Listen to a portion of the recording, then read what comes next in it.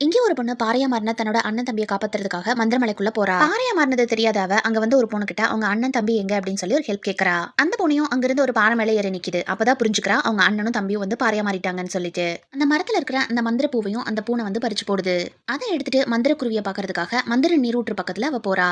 அங்க வந்த கழுகு கிட்ட அவங்க தம்பி எங்க அப்படின்னு சொல்லி கேக்குறா. அந்த கழுகும் வந்து அந்த பாறை மேல வந்து உட்காருது.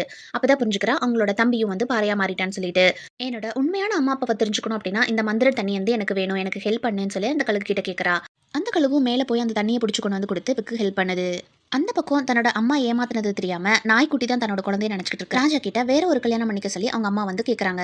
இவங்க தான் அந்த 3 குழந்தைகளையும் பாறையா மாறதுக்காக அந்த மந்திரமலைக்கு அனுப்பி வச்சிருப்பாங்க.